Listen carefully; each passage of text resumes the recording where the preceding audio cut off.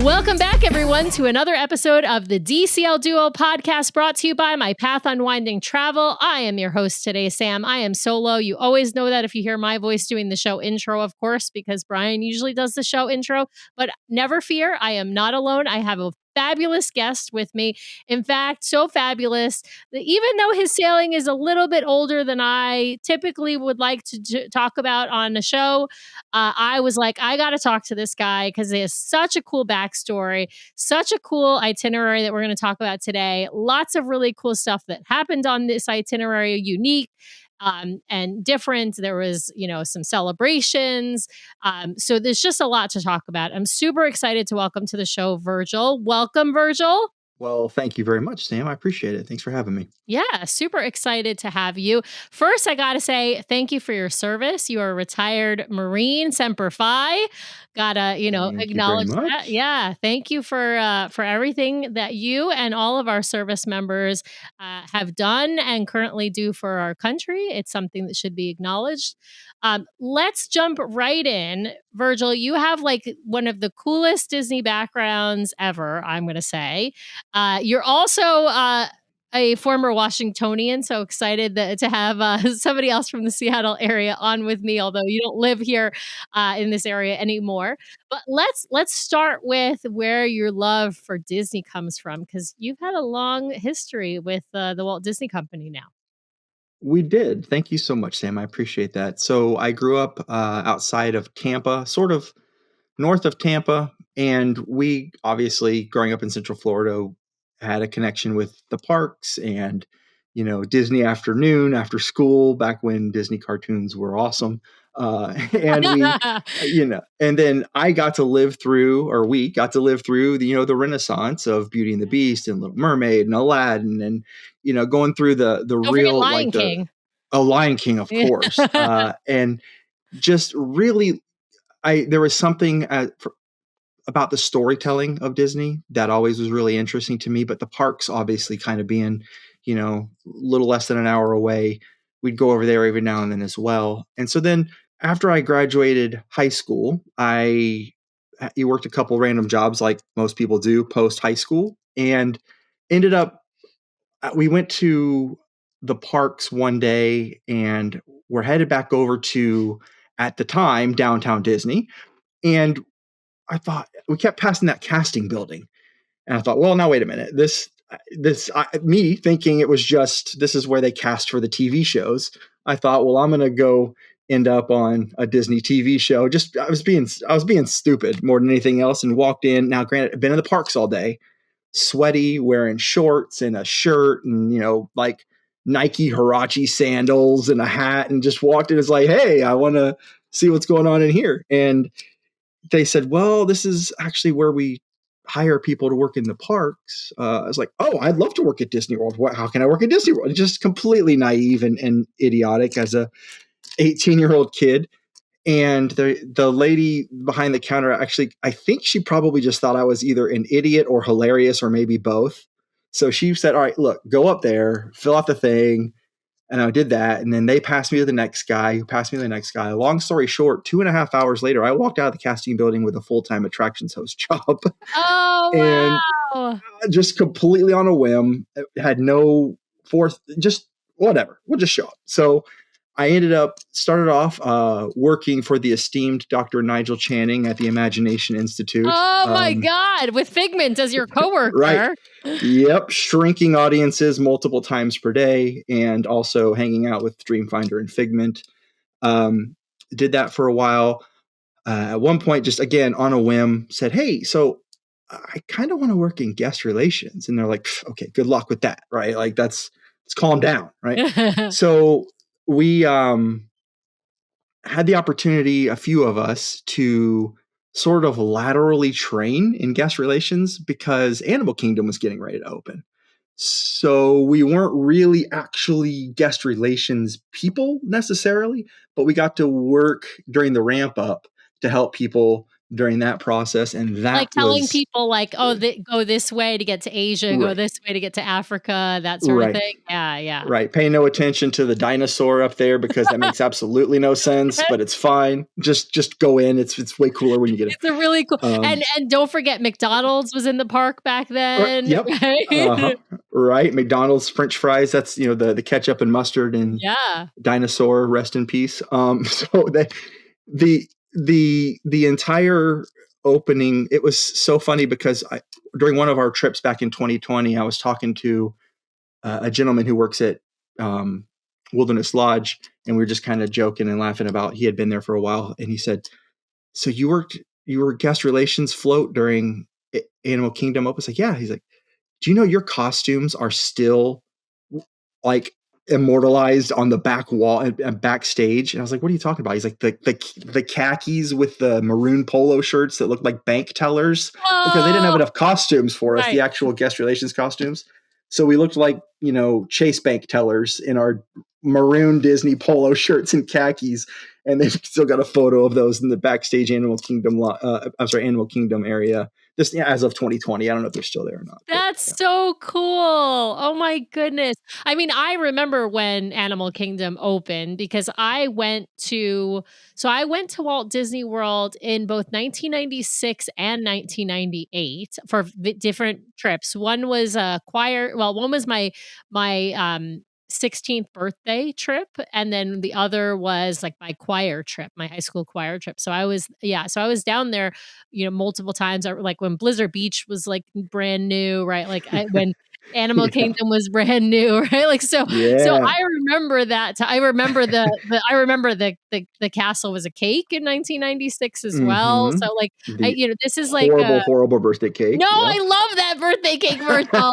Yeah. I love it. I don't care what anyone else says. I know most people think it was so ugly. I loved it. I thought it was so fun. Like I thought it was just because to me, like I don't know, it was just like fun 25th anniversary like thing, right? Like I just thought that was so cool. And of course now we're past like the 50th anniversary. They were aging ourselves, Virgil, but I kind of love that time. I think the late 90s in Walt Disney World was like so great. The paper fast passes introduced like, Oh, 1,000%. like it's Getting your just fast friend to do the fast pass sprint, the rope yes. drop, and then okay, Yes, you you're run the on fastest, so yes.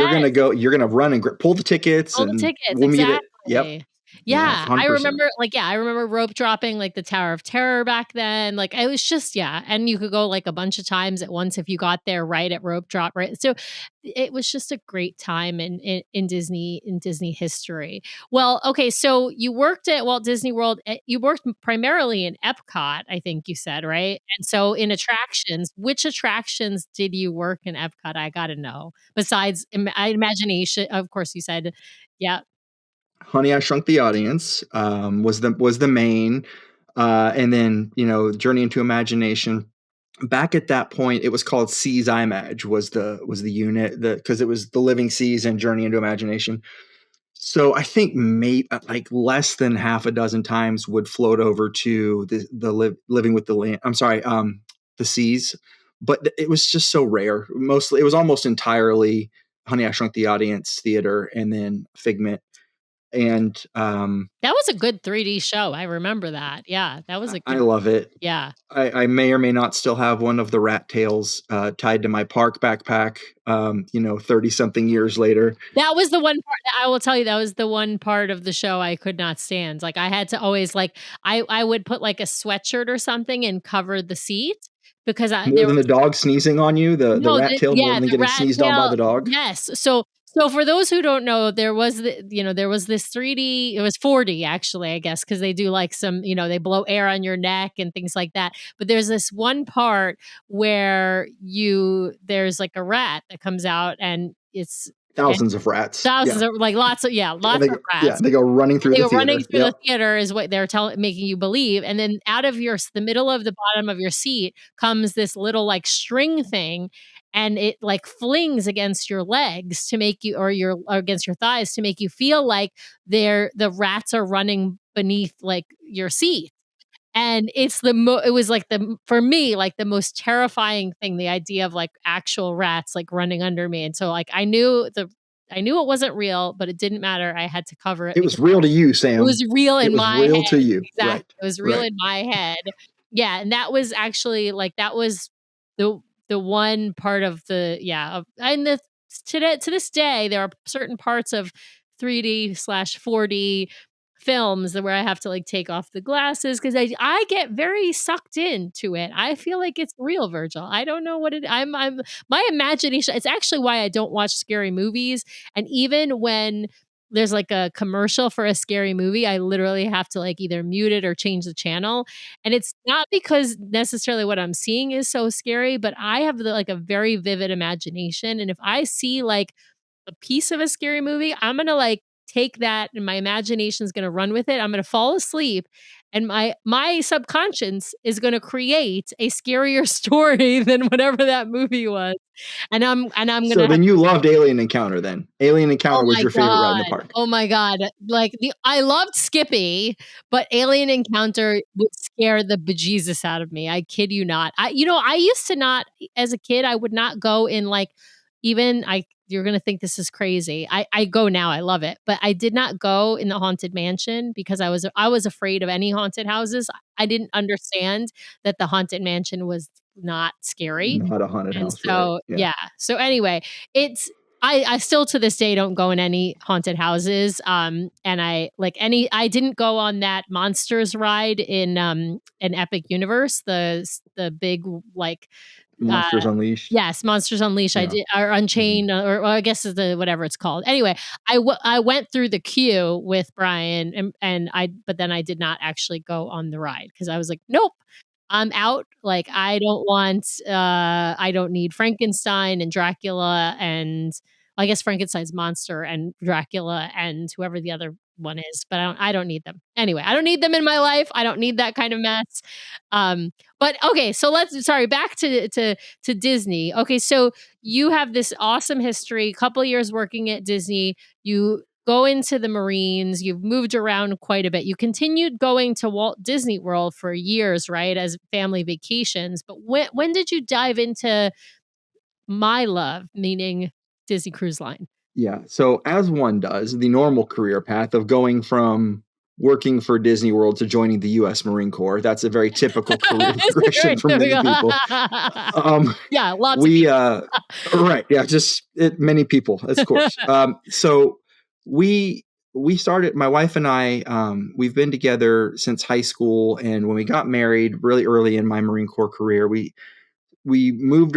So we lived in South Carolina, and one of the first dates we went on before, gosh, I got to make sure I get the timing right. Pretty soon, it was after boot camp, but before some of my other training, is I had taken her to the area kind of right by where Flying Fish is. I don't think Flying Fish was there at the time, but like right in that area. And our dream was to stay at the boardwalk. And at the time, that was just absolutely financially way beyond anything that was possible. But we went there, and that's where I had asked her to officially be my girlfriend, and like just that's kind of where we decided, hey, look, we're going to do this thing, and we're going to be together. So the Disney World for us, as opposed to just for each individual, me and her individually, for us collectively, is a really special place. And so then we wanted to take our kids back, right? And so we did that a little bit, but once we started um, moving west, because my career for some reason just we kept moving further and further west. We went from Virginia to South Carolina to Louisiana to Texas, and then we ended up out in Seattle. It was a lot harder, right, to Yeah. get to Disney World. But in 2014, actually in 2012 rather, we took our kids for the first time, and my oldest was 11, and so we had like 11 and 8 and not quite. I think she was just 3 or 4. I don't remember exactly how old she was. We had 3 at the time. And it was our first trip. We surprised them. We didn't tell them. They thought they were going to Nana's. We kind of did the whole thing where we're like, instead of going to Nana's, why don't we get on a plane and fly to Disney World? And so we did the whole Disney surprise thing. And that trip was where, honestly, we kind of fell in love with the idea of the whole planning part of it, right? Because then you decide, well, these dates we could save a little on the resort, so we could spend more money on this, and then and so we had spreadsheets, and I had calling at the best thing about living on West Coast is that your booking window opens at 9 p.m., not at midnight. So back when you had to call Disney Dining right at 9 p.m. to try to get those reservations, back when Victoria and Albert was on the dining plan, if you can even believe Oh that. my God. Now it's Yeah. like 3:00 in the morning online because Right. 6:00 in the morning online in the Right. East Coast. It's horrible. Right. But But we we still have the were best for cruise line because onboard booking is still at 9 p.m. oh my God, it's so wonderful. And check-in for sure.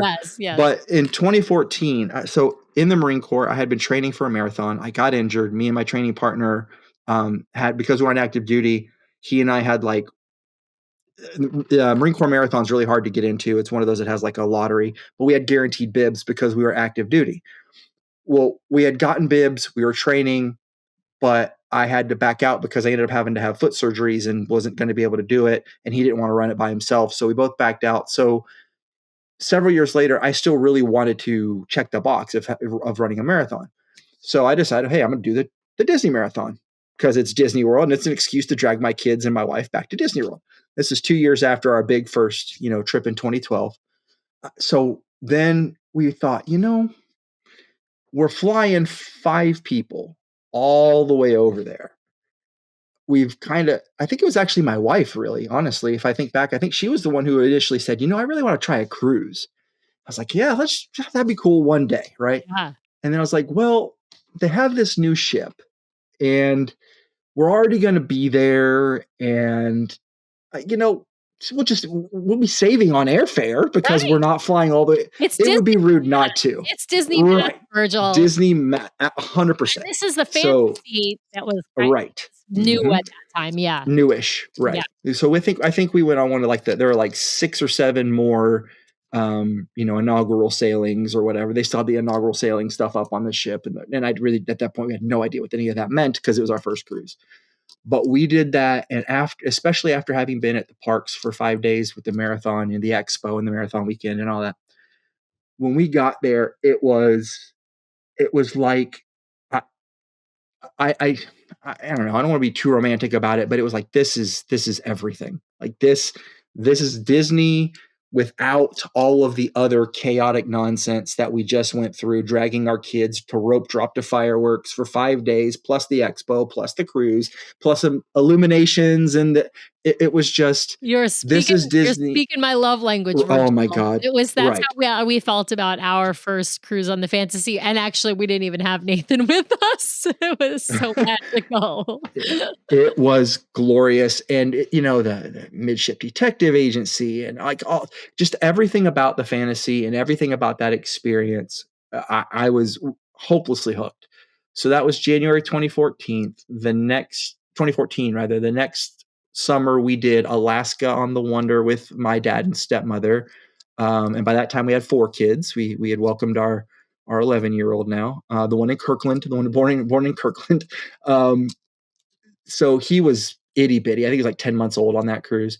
But again, we loved it was a completely different, there is not a different Disney Cruise Line experience than going fantasy Eastern Caribbean to Alaska on the Wonder. That is the biggest yin yang of Disney cruising, but we loved it every bit as much, if not more. And so at that point we were kind of hooked, but again, we were still in Seattle. So it was still kind of hard to fly way back over. And then, to be careful and to be respectful of everyone's opinions, even the ones that are maybe wrong. We noticed a serious decline in the Disney parks and resorts experience under the other Bob. And we just, you mean the one who bought that ginormous cruise ship from that other company. Dear God. We're to see. Listen, I'm holding out. I'm crossing my fingers and toes. We are currently recording this. It's January 16th. For those who are listening, just to give people context, the adventure is in Port Canaveral right now, but was delayed several months. And And from what we've heard, and I don't know, I don't think she's going to be delayed anymore, but she's still behind schedule, and so I'm a little bit worried for the people who are gonna be on those first several months of sailings, to be perfectly honest. Yeah, but that was the other Bob who decided to do Yeah, that too.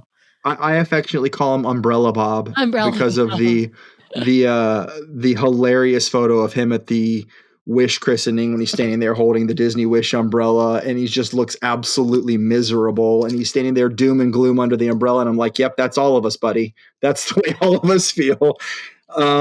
Anyway, under that, we still kept going. We went several times, but it was getting harder and harder. The cast member interaction stayed consistent. Cast was exceptional. We noticed that maybe during a couple of our COVID trips, it was a little rough, but how could it not be based on what those poor people were going through on a daily basis, for crying out loud? Absolutely, absolutely.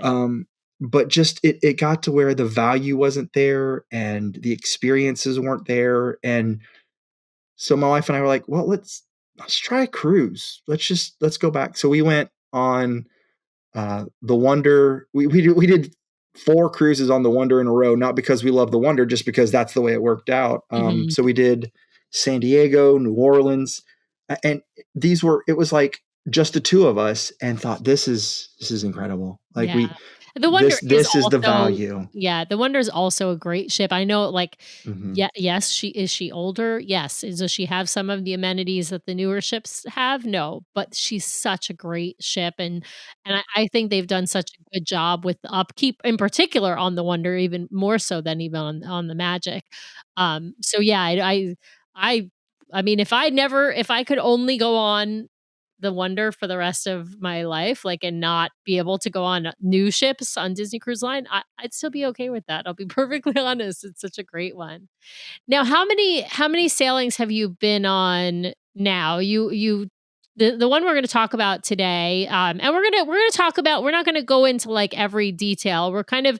I feel like some of this is storytelling your story, Virgil, rather than the story of this particular sailing. Although we'll hit some of the things from this sailing because, like I said, there's some unique stuff to talk about. But like, how many sailings have you been on now with Disney Cruise Line, including this one, which was a Halloween on the high seas? So this was a fall sailing. Right. So that was number 7. So we did 1 and 2 in 14 and 15, and then none until, oh gosh, I think it's 22. And then in 20, so now since 2022, here in the beginning of 2026, we were flying. Because we have, we've mixed in Disneyland a few times in there. We've mixed Aulani a few times in there.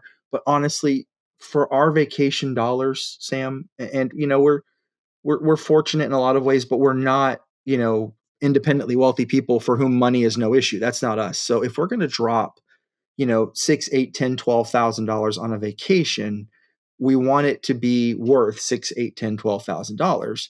And so for us, it's harder and harder to look at a week. And what we're also finding is now that 11-year-old, got his Hogwarts letter, so to speak, and he's Yes, now a he's Gryffindor. yes, So, and and so it's and and hard for he's us not to do and he's that. full price too. He's a full price. He's an adult in Disney. So in Disney dollars, he's if you're over 9 years old in Disney dollars, you're an adult. So now you're paying full price for his ticket. You're paying full price for his meal. If I will say that they sometimes will let us fudge because yeah, they'll let you because Nathan just turned 12 and there are like at Aulani, they didn't care. They let us order off the kids menu. But uh at at the parks, it depends who you get, but, this portion is certainly kinda small for at the parks, at least.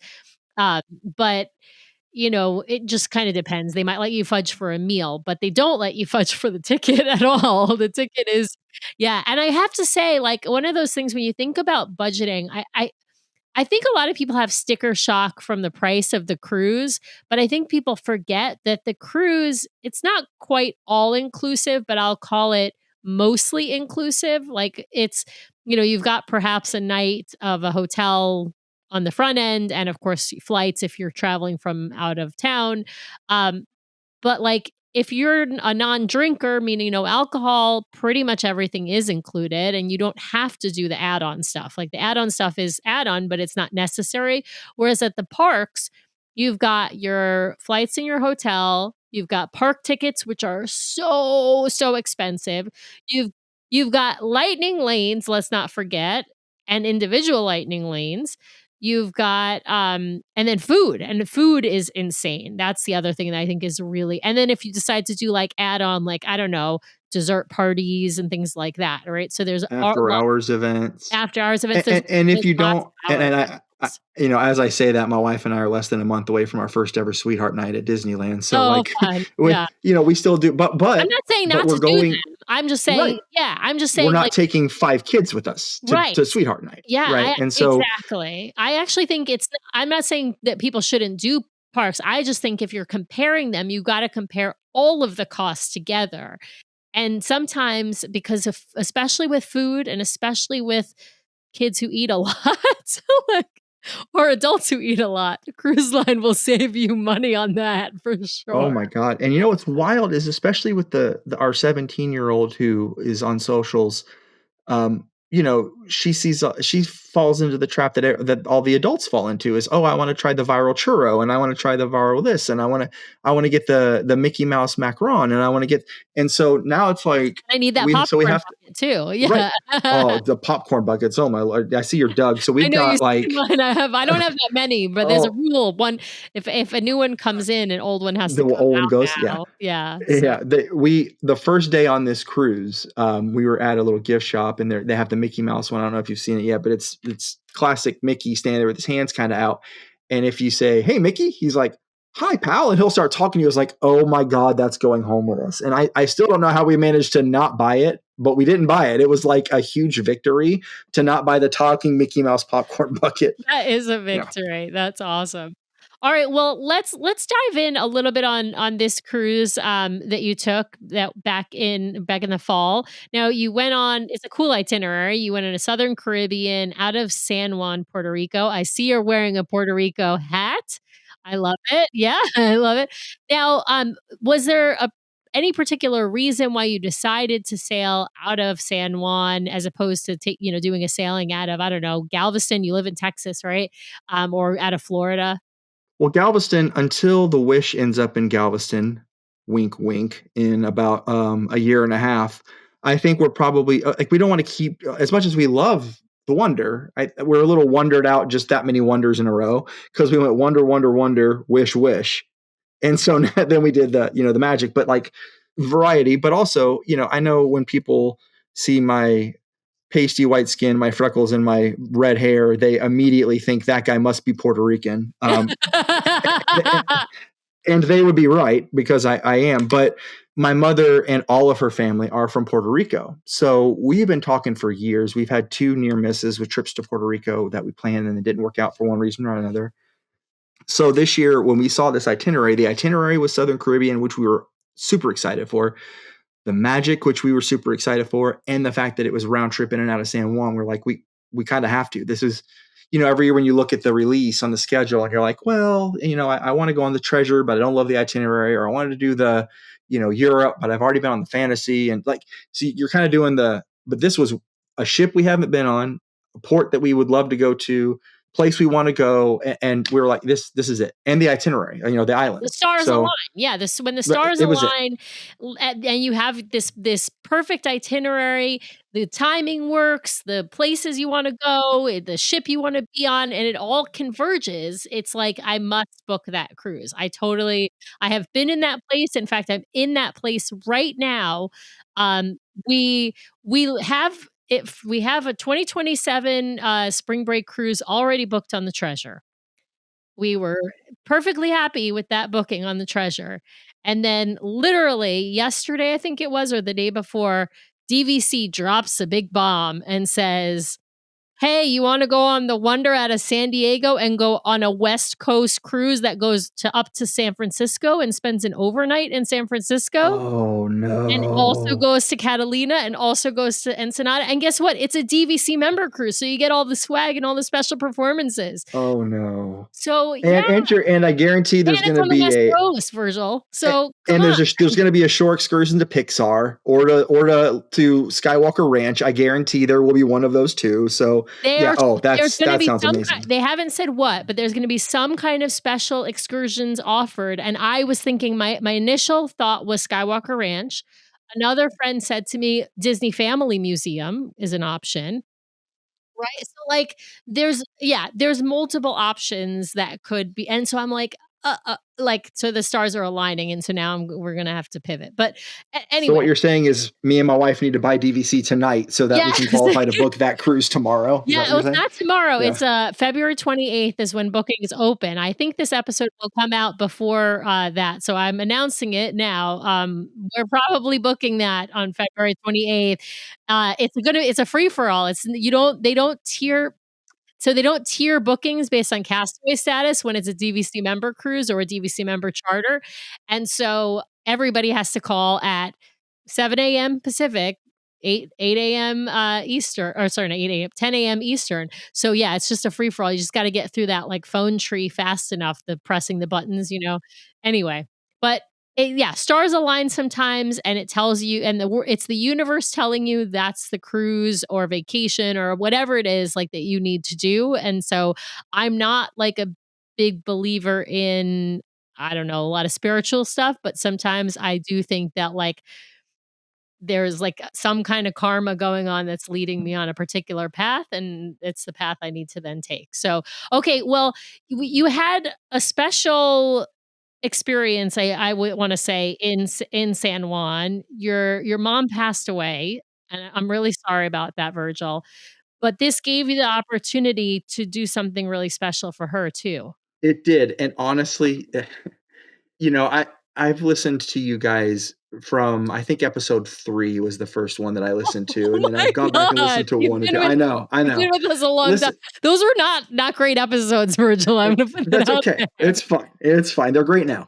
But I've heard you guys talk a lot, and I joked in the email to you guys. We'll sing a couple verses and a chorus of everyone's favorite song, "Only Fools Fly In" on Embarkation Day, That's right. and this cruise was that. So yeah, my mom had passed, and so we'd been meaning for a while to memorialize her. So again, all of her family is in Puerto Rico. It's not feasible for them to come here. She died in Florida. And so we wanted to go, we were just going to go there and take her ashes and kind of have a memorial and more of a like a celebration than anything, because you know, a bunch of us dressing up in stodgy clothes and going to a church and sitting there and that would have pissed her off so Yeah, much. she She wouldn't would have want been that. I furious. Oh wouldn't my want that god. either. So I'm like your no. mom. I don't want anybody. I want it. You have a party, celebrate me. Put the Don't. fun back in Yeah. funeral. Let's Yes. let's let's just get it. Yeah, right. So Yes. Let's turn up so some we were gonna music, some good right. food, right? Oh, the food. Oh my Oh, god, the food in Puerto I'm Rico. really Oh jealous because Jesus. I'm obsessed with plantains. So, Oh god. yeah.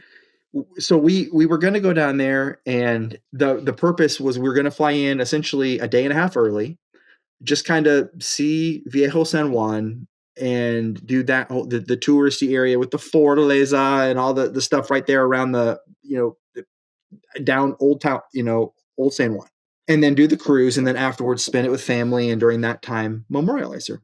So we're all packing up and we're getting everything in the car. We're going to drive to the airport. So we are about an hour from Love Field here in the Dallas area where Southwest flies out.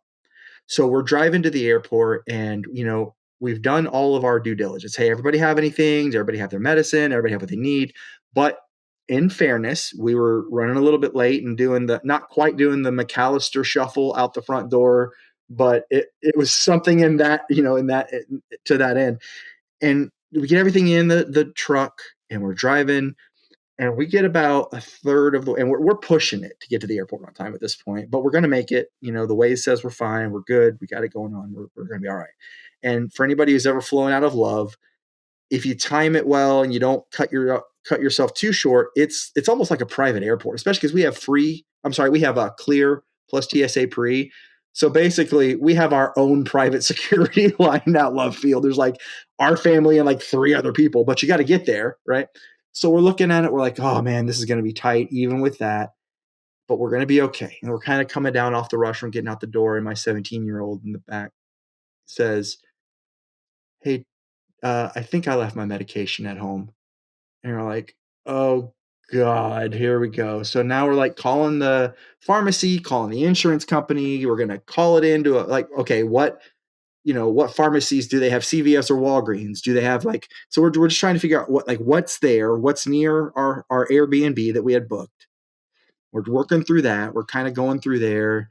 And as we're calling them and trying to, get the prescription called in and everything, it's just working around okay, it's going to be all right.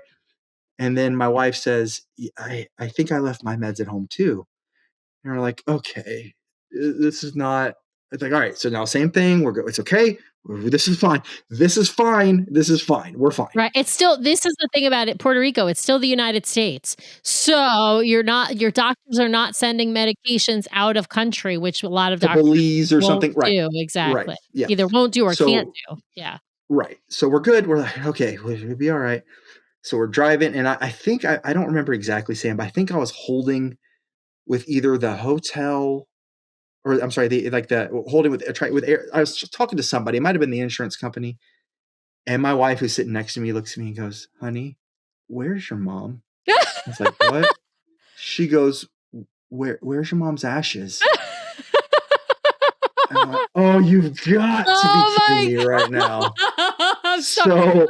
This is like the comedy of errors. Listen, I said this is a National Lampoon's movie is what this is. I'm not Clark Griswold, right? So then I'm calling now, and I'm hanging up with the pharmacy. Right. Now I'm calling Southwest, and now we're all the way to the point, Sam, where we're at the exit for the airport. We're literally getting off the ramp, and we're talking to her. And I kind of explained to her, I said, so I left my mom's ashes at the house or something, weird, and she's like, oh my God, are you serious? Yeah. So to Southwest's undying credit, she's like, look, this is again, the number might not be exact, but I think it's $1,300 or $1,500 to change the flights or something like that. She's like, under the circumstances, we have the seats. We'll just move you to the later flight. And it was a major, yeah, because now you can go back home, you get the ashes, you get the meds, you don't have to worry about all the pharmacy stuff on the other end of things. Oh my goodness, Virgil. Wow. It was such a blessing, and I really appreciated her. Her name was Andrea. She's amazing. Andrea, I'm sure you listen to the DCL duo. I mean, Andrea, we love you. Listen, a lot of people listen. Why wouldn't she? Right. Exactly.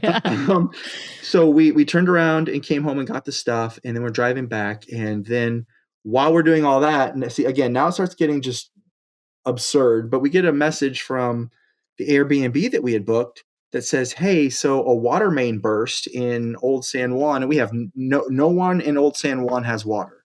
And I'm like, what in the heck? So very long story short, because we could be here all day, blah, blah. So they canceled that reservation. So now I'm on the Hilton Honors app, finding a hotel. We found an Embassy Suites I think it's called Embassy Suites Resort Casino or something, because they had a casino in the lobby.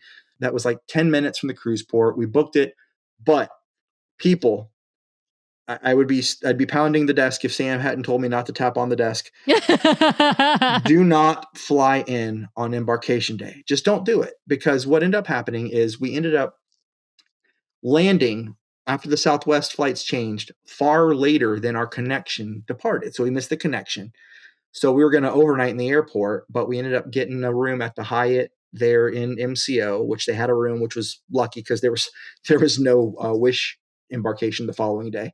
So we got lucky there, and we ended up getting a room. We went up, we slept for 3.5 hours, DoorDashed some food, passed out, woke up, went back down the escalator right into security, and then got the flight to Puerto Rico the next day. If we had not allowed ourselves that lag time, at best, we would have arrived in San Juan just in time to go straight to the ship for embarkation, having essentially not slept with 3 kids, which is not good for anybody. Not good for anybody. If at all possible, people, for the love, just give yourself extra time on the front end. because we used that extra time and we had that extra day in San Juan. We just, we ran to like Walmart, grabbed a couple extra things we needed, and like went to Ross or something. We just kind of hung out and enjoyed the day. We did end up eating some insanely good Puerto Rican food, and of course, we had a few pina coladas because it would be rude. It would be rude not to. It would After be that rude. day, I mean, you have it to would be have, rude. you have to try the Right. local rum if you're in Puerto Right. Rico. So that's really, Absolutely. really, really important. All right. Well, I want to rewind because months before your cruise, you got some random call. Oh, yeah. Oh Tell, God. tell tell the audience about this random call you received. You happened to be in Washington at the time. We did. We were like, if we would have stood on a really tall building, we could have waved at you guys and like, hey. We were sitting on a dock on a lake in Redmond. I was accompanying my wife on a business trip because we lived there for 10 years and we still have lots of family and friends there. So we were, I say family, they're our friend family, but we were visiting and we're sitting there on the dock and on this lake and just kind of having this sweet moment. And I get a phone call. And I'm like, I'm not going to answer that right now. It'd be weird to answer the call, right? But a few minutes later, I look down and you can see the voicemail transcribing. And it's like, hi, this is Stephanie from Shoreside Concierge Services of Disney Cruise Line. And we're calling to offer you a complimentary upgrade at no cost to you to Concierge if you'd be interested in this. So if you are, please give us a call back. No rush. But if we don't hear from you, we will call other people. Just want to let you know, just give us a call back if you're interested. Ah, And pixie I told my dust. wife, I was like, hey, I'm going to make a phone call real quick. To be candid, I thought it was a scam. I was like, there's no way this is real. This kind of thing doesn't happen. But it was real. It did happen. And so we went from a category 4 alpha deluxe ocean view, a deluxe family ocean view stateroom with veranda to a concierge deluxe family ocean view stateroom with a veranda. Funny enough, they moved us. They put us in the room. They didn't say, so what room do you want? They said, this is the room. It was 3 doors down from the room we had booked. Oh yeah, So yeah. yeah, Because like literally on deck 8, there uh-huh. are regular non-concierge rooms interspersed with the concierge rooms on the Wonder and the Magic. Not on the other ships, they are more isolated, yes, or I mean, there are on the Wish class ships, there's a spot on deck 10 where there's some concierge, or no, sorry, not deck 10, deck 11, where there's some concierge rooms, and then next to them are non, but the other decks 12 and 13, they're only the sort of concierge rooms in those hallways.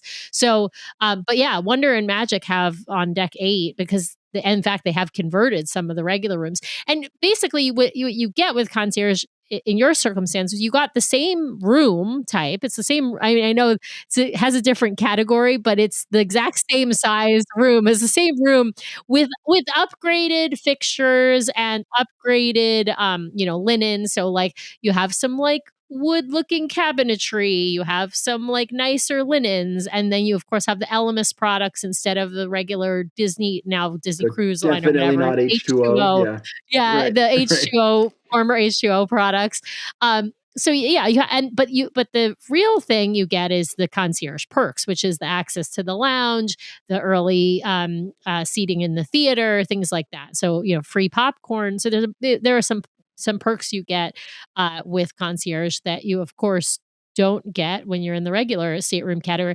Now, you did mention, and I wanted when we were talking pre-show, one of the things that you do have to think about though is even though you're not paying for a concierge when Disney offers you an upgrade, you are going to pay a higher amount in your gratuities because the team for concierge is bigger, right? You've got more people that are going to be your sort of, I'll call them servers, bartenders, whatnot, because you have all the folks in the lounge, in addition to like your stateroom attendant and your servers at dinner. And so it will increase your gratuities. So it is something to make note of. I would say, unless you absolutely can't afford that difference in gratuities, I can't imagine turning down an offer to go to concierge.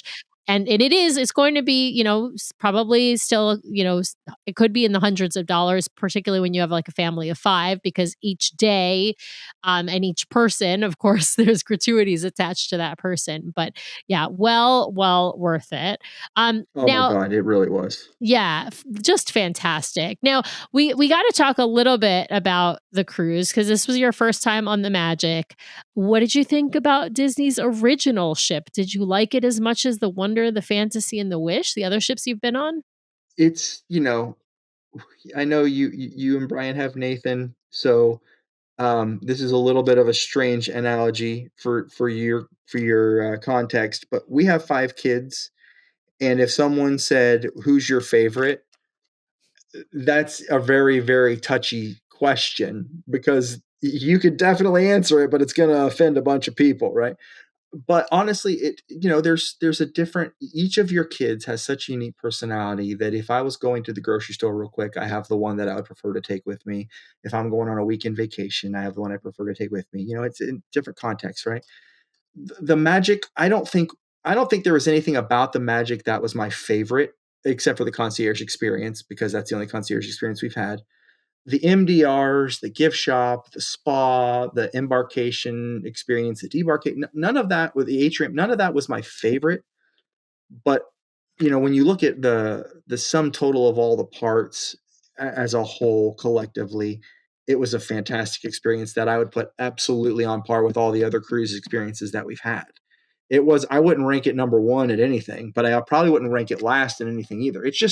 It was in great shape. The fact that it's almost 30 years old, like what? They're unbelievably well maintained, and it was just a fantastic overall cruise experience. I have to say, I really love the show offerings on the Disney Magic. I love Tangled. I think it's a fabulous. I mean, I love the movie, but I think the stage show is just a fabulous production. I love Twice Charmed on that ship as well. So like it has some really great entertainment, and then of course you gotta love Rapunzel's Royal Table. That's a fantastic main dining room. And then you also get animation magic if you're on, a longer cruise in Animator's Palette. There's so much to offer, I think, well, as you mentioned, on any of the ships, there's a lot to offer, but there are some things I have to like agree with exactly what you said. I'm not sure like it takes the number one spot in any individual category, but the sum total of its parts definitely make it a fantastic ship and a fantastic, vacation to be on It despite her age. really was. Yeah, yeah. Yeah, it was fantastic. Now it did fall It, down in one area in Animator's Palette in particular that you mentioned to me in the show notes that I'd be remiss if I didn't mention this for our favorite villain, everyone's favorite villain. you know what? I'm gonna beat on him twice. Just since you're bringing him up, I'm gonna hit him in the face twice. Once is the pasta prosciuttos are fantastic, and anybody who says otherwise, just stop it. Those things are wonderful. I don't like truffles at all, but those things are fantastic.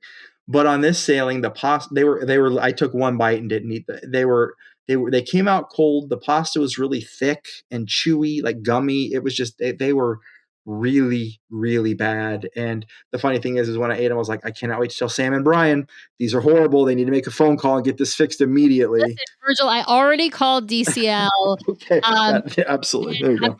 already been, I talked to Mr. Schott. He's the new head of for experiences, Or and he Tommy, as we like to call him. yeah, exactly. Tommy and I chatted, and he's assured me that he's gonna get in the kitchen and make sure that those things are cooked correctly and hot, served hot, because that's really Someone's head's important. going to roll. Someone's head's Get gonna out. yeah. Right. Somebody who works in the kitchen on the Disney Magic is out. No, I'm just Out. kidding. Send them to the fantasy where they belong. I don't know. I don't know what that means. Or send them to the wish class where they don't have truffle persets, so you Right. can't screw them up. There you You go. know? Perfect. You're just gonna send them And someplace else. the other thing that I want to ruthlessly eviscerate DCL villain Josh with is there is nothing better than the onboard greeting. I don't. How can you I not just know. I that know. that tell me you're miserable without telling me you're miserable, right?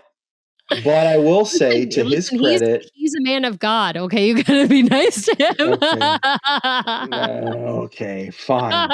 Um, but in his defense on this, and we'll probably touch it here in a little bit, I would imagine, but the embarkation experience on this was deck one forward.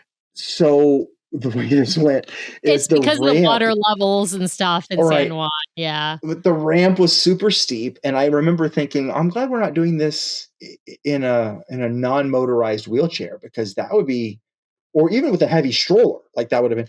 So then you get up there and they're like, okay, can I have your family name? And my 7-year-old was really interested in giving the name. So she gave the name, and they're like, all right, Disney Magic, please welcome aboard. And they announce us, and we walk in, and they're like, yay. And all the cast members are within like 3 feet of each other, shoulder to shoulder. And you take 4 steps, and then you're at the elevator bank. And it was so awkward. It was just so awkward Well, and because it's of and then they're like everybody's crowded because you're waiting for the right, elevators because you elevators, can't. right. Yeah, because you can't walk like deck There's nowhere to one. go. There's no way to walk. Yeah, you can't walk It's the to health like center. the ship. Just take Exactly. everybody into the health. Go, everybody go to the health center and get some Right. Dramamine or something. You either have to take the stairs up to deck 3 and then walk, or you have to wait for the elevator. Yeah, that's not as magical of an embarkation experience. Well, you also had something else I thought that was interesting to mention on this show, which is Hurricane Melissa was happening not too far away from where you all were, right? I mean, she had hit Jamaica at that point. So the week that we're getting, so like Monday, Tuesday, that we're flying out Wednesday night, or as it turned out, Thursday morning.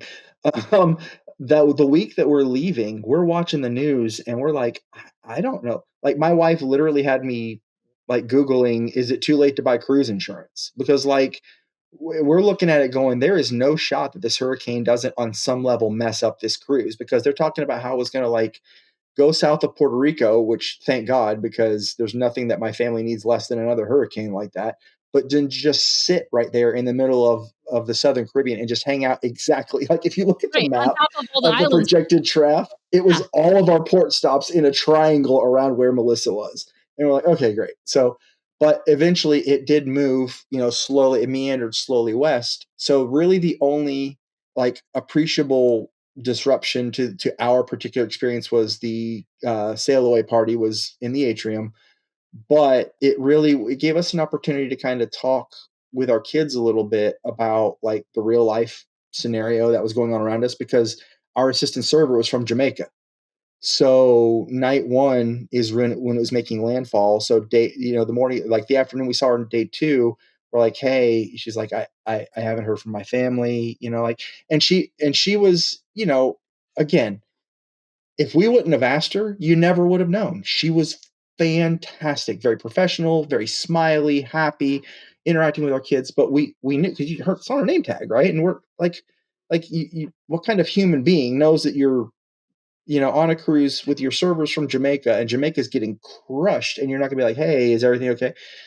And then I think it was one of our port stops, and maybe Aruba, or not Aruba, maybe Bonaire. We saw her off the ship and said, hey, we don't want to keep bugging you about it, but like, are you? And she's like, no, everybody's good. But we heard from my grandma. That was the last one we hadn't heard from, and everybody's fine.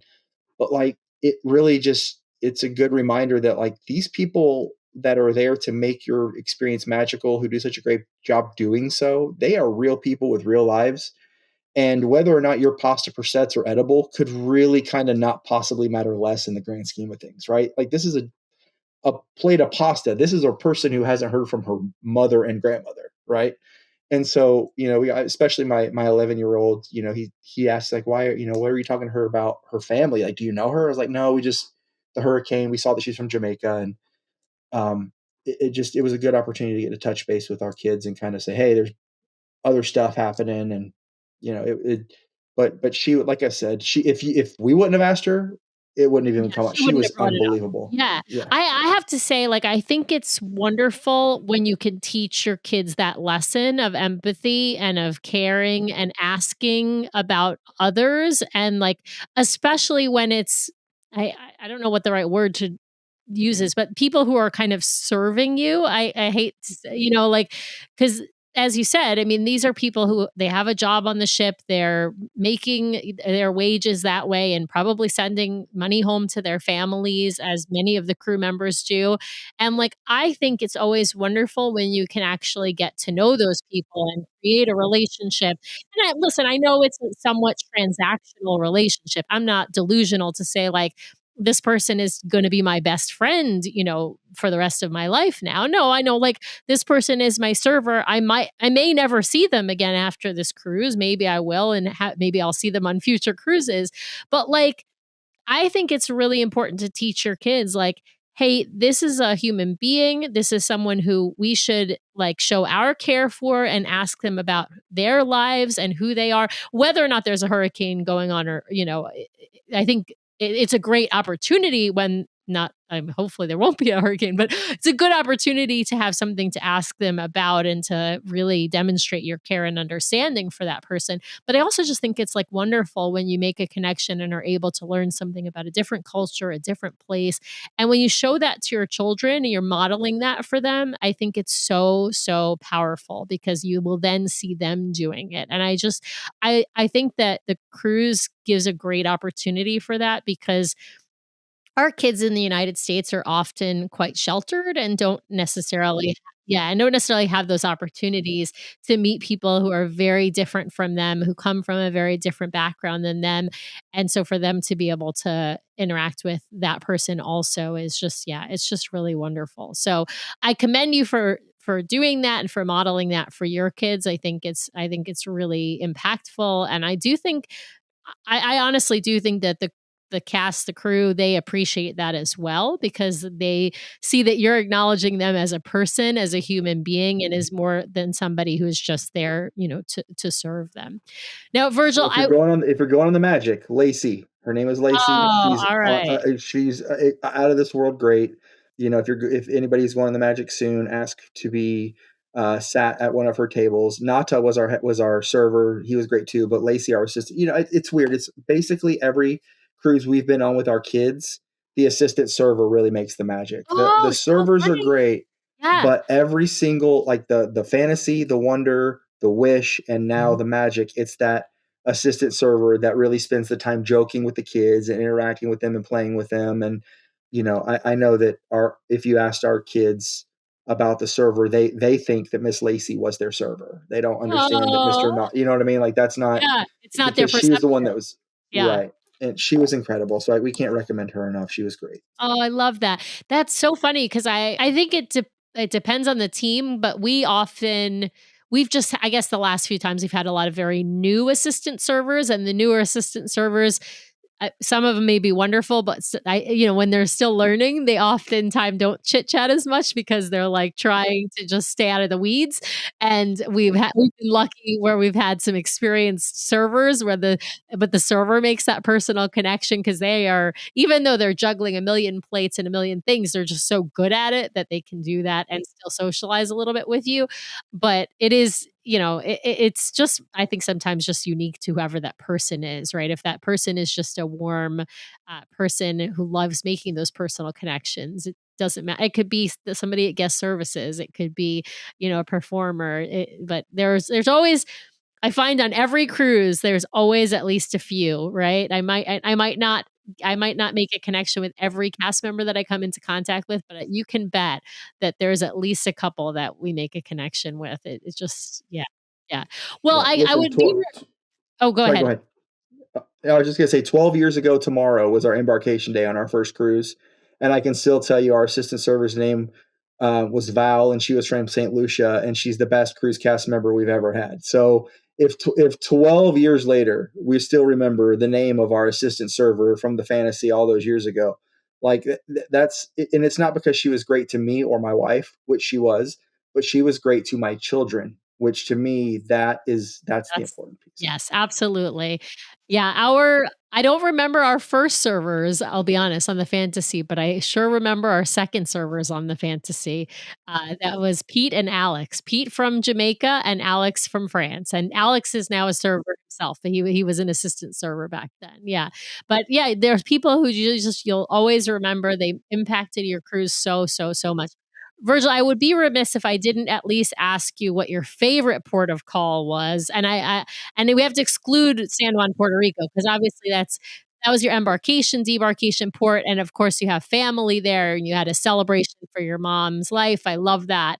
And you had all of the foods that you probably grew up eating and love. So there's nothing that's going to beat San Juan, but What of the other ports that you went to, what was your favorite and what did you do there? Oh man. So I I'll work backwards, I guess. Aruba was great, but honestly, Aruba was my least favorite. I mean, it was a nice. I grew up in Florida, Hmm. so I've been to nice beaches. Aruba felt like a really nice beach, and it just wasn't. Yeah, it was okay. And Bonaire was great because my 7-year-old is obsessed with flamingos. So flamingos, getting to see actual like flamingos in the wild was great. And I guess I'd split it up 50-50 between Antigua and St. Kitts. Antigua because my wife and I went and made rum. We uh, we we are now prestigious graduates of Rum University, or what? Or did I write that? Yeah, Rum University, the Academy of Rum. The Academy of Rum. You are So now distillers. right, we are professional rum makers. So that was amazing, and the beach that it was at is not real. It literally looked like a Pirates of the Caribbean filming location. It was the prettiest beach I've ever seen in my life, including, Maui, Big Island. Like, it was unbelievably beautiful. And we were sad that we didn't get to hang out at that beach because after the excursion, we had to go back to the ship. But Mhm. that beach, if we ever go back to Antigua, we're just going to stay at that beach. And then St. Kitts was great because we did a beach day out at Frigate Bay. We did not book that through South Frigate Bay, excuse me. We didn't book that through Disney Cruise Line. We just booked it at the port.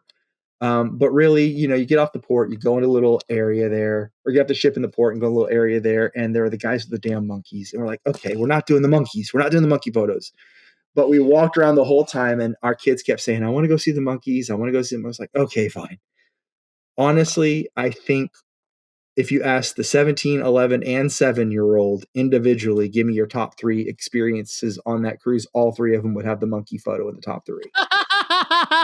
It was just the cutest little photos of the monkey eating the cucumber sitting on their shoulder, and they loved it. So Okay. the fact So that they loved it, $20 a fine. piece well worth it?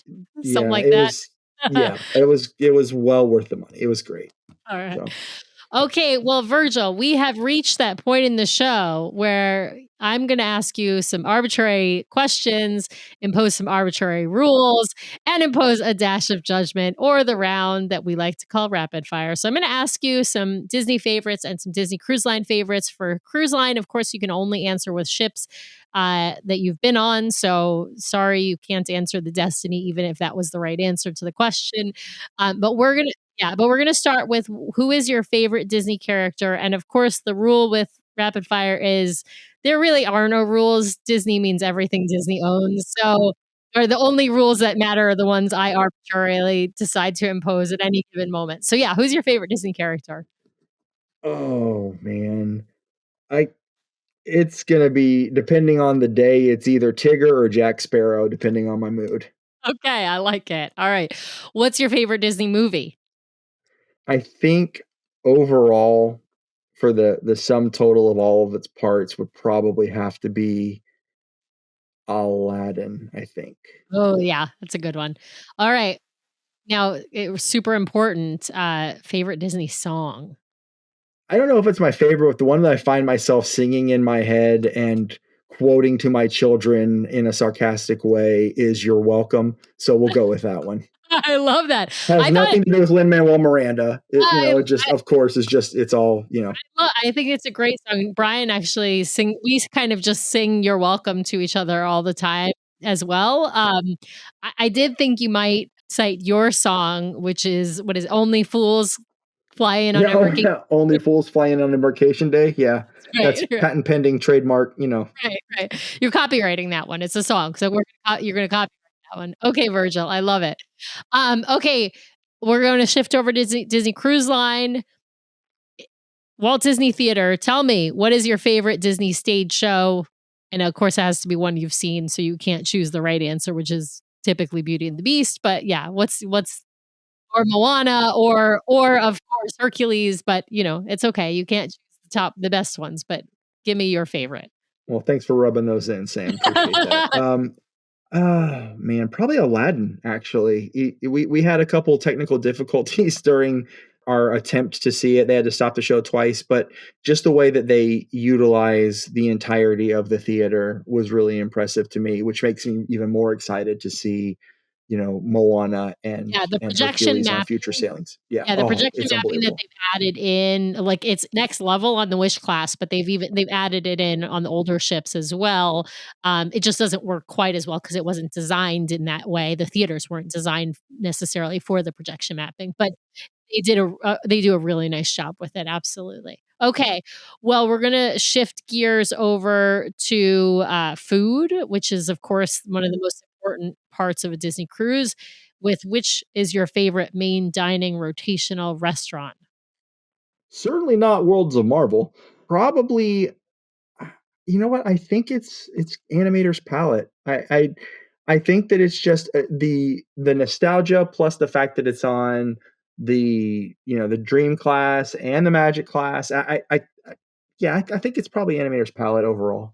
I love Animator's Palette. I It's probably my favorite, to be perfectly honest, as well. I As much as I love some of the theming in, like, Tiana's and Rapunzel's, and I mean, I love the, Pride Lands, I love Coco, but I probably would pick Animators now too, and I don't think I've been asked that question in a long time, but I'm gonna agree with you there, Virgil. I think Animators, it's just so good. Okay, now staying in the category of food, I have to ask you a favorite savory and a favorite sweet item. We start with the sweets because I save the savories the best for last. So, a favorite sweet item on a Disney cruise.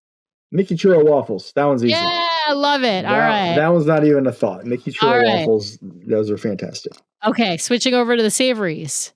Is it truffle prosciutto or does something else beat the truffle prosciutto? It's not a Listen, I'm not saying you have to answer truffle prosciutto because I actually think the chicken parmesan is better than the truffle prosciutto, but, like, I'm curious as to your thoughts, Virgil. So this is a really, really weird random niche one, but the amuse bouche, the first time we went to Remy on the Fantasy. Okay, so we got these little croutons. I still don't know like what in the Willy Wonka and the Chocolate Factory violet getting turned into a blueberry voodoo magic it was, but it was this little breadcrumb square that was a perfect fried breadcrumb, but when you bite into it, it explodes tomato soup. That's top 5 things I've ever had in my life. That was Virgil, they fantastic. don't make it anymore. I know. And it's Listen, wrong. It's wrong. I swear it must have been a Bob Chapek thing. It call must have Tommy been. back. I'm gonna call Tommy back. I'm gonna call Listen, him, tell him. I have this. I have if I could somehow monetize the amount of time I've spent on the internet searching for how to make those at home and found literally nothing, I'd be a rich man. But I can't. There's no nothing. It's so good, and it's like, as you said, it's like voodoo magic. I don't know, and it's like the tomato soup in Palo Brunch. It's that tomato soup, I think, but it's in this, like, just delicious little shell, as you said. Anyway, Your okay. brain can't figure out how to process the fact No. that you're essentially eating a crouton Yeah. that's full of like super delicious, very hot soup that should have made the breadcrumbs or the croutons soggy. Things fall apart. Yeah, no, I mean, yeah. Okay. Yeah, voodoo magic. Oh, more of them, please. Thank you. Yes, Virgil, that is the perfect answer. You already have won, like, forever. You have already won rapid fire. Take that, Josh. Take that, Josh. Okay, now I still wanna ask you just a couple more questions, though, because we have a couple of questions we haven't hit, which is a favorite activity on a Disney Cruise Line ship. This is such a cheesy, like dad coded answer, but honestly, my favorite activity is watching my kids have their minds blown. Like whatever we're talking about, whether it's random princess interaction or the unlimited ice cream, oh my God, that was Belle in her village peasant outfit, holding a book, walking through the corridor, just Belle's on my vacation. Like the stuff that, first of all, does not happen in the parks at all. And secondly, is the kind of thing that it's so immersive and so incredibly like your kids walk away thinking like that was for me, and every kid thinks that, but those are the moments I think that are the most memorable for me. Yeah, I love that. Okay. Only 2 questions left, Virgil. We're nearing the end here. This is the most controversial of the questions, which is which one is your favorite ship? You, of course, can choose magic, wonder, fantasy, or wish. I'm gonna cheat, even though every time one of your guests does this, I roll my eyes. Now that it's me in the seat, I'm gonna do it. If it's me and my wife, I'll take a wish class ship. If it's my family, I'll take a dream class ship. I think that we really, really enjoyed, things that are like Hook's Barbary, all the different opportunities to get a coffee or a cocktail. Like someone finally woke up and realized people like coffee when they designed the Wish class ships. It's like, Right. thank you for putting somewhere other than Cove. I'd prefer they didn't hide the Cove Cafe as a result, Yes, agreed. but I'll take But what I you have, can like get, right? but you have, like, 4 R- different places you can get Right, coffee. It's okay. right. Yeah, yeah, But you'll with our find kids, I cannot wait to take the two that are in the prime Disney age, the 7 and 11-year-old, on the Dream or the Fantasy, to do all those things like the better Edge and Vibe, the better Oceaneer Club Lab, the midship detective, all the stuff that's in that prime age. I'm looking forward to taking them and letting them do that stuff, because my now 24 and 21-year-old, they did that when they were way back in that prime, God, Disney age. you are like have these, like, 2 generations of kids, like, And then my poor 17-year-old in the middle. Yeah. She's been around for both phases. Yes. generations. Right. Oh, that's She's going to hit gold on our next cruise. She'll hit gold. And awesome. she's like, I just been around from the beginning. It's Awesome. fine. I love that. I Yeah. love that. All right. Well, the last question, of course, is your bucket list cruise, Virgil. If you could go anywhere in the world on a Disney Cruise Line ship, it doesn't even have to be someplace that Disney Cruise Line currently goes. Where would you go? I would like to take a Wish class ship on a repositioning anywhere, whether it's Panama Canal, eastbound transatlantic, westbound transatlantic, Vancouver to Honolulu, Honolulu to Australia, whatever, because I just want an obscene amount of sea days on a Wish class ship to feel like, because I've been on the Wish twice for 4 days each and feel like there's so much that I haven't seen, that I want to sit, on a Wish class ship for 10, 14, 16 days and be able to just do all of the things. Yeah, absolutely. I'm going to tell you, for you, I would pick the Destiny. I think you'd really like the immersiveness of the entertainment experiences. I think you'd, although you also are a parks person, so maybe the treasure. I mean, it's kind of toss up between the Destiny and the Treasure, I'd say, for you, because I think you'd like some of the more immersiveness of the Destiny, even more than on the Treasure. But you probably would like the parks theming on the Treasure. So, but you got Casking Cannon. You love Jack Sparrow. Yeah. So, yeah, that's why again, toss up between the two. There, I guess you'll just have to do both. Now, Virgil, as we're at the end of the show, and Brian's not here, but I would be remiss if I didn't ask you the important question, which is, what's next? Did you get that placeholder? Do you have something booked, or what's on the horizon for Virgil plus 5 kids and wife? Did we get the placeholder? Come on. Like, we're not new. Of course we got the placeholder. We're already um, singing that song. Of course, we got the place. It's by the same, same music and lyrics as Only Fools Flying on Embarkation today. right. Of course. Although I got to give a shout out to my wife. We were literally, we're doing the express exit concierge where they take you down and whisk you right off.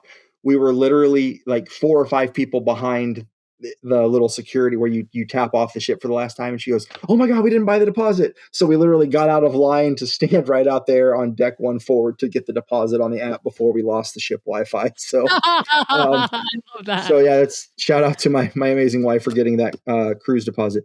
So what's next is we are doing Europe this year. If we get a good military rate, we may do it on Disney. Otherwise, we'll do it on Royal Caribbean.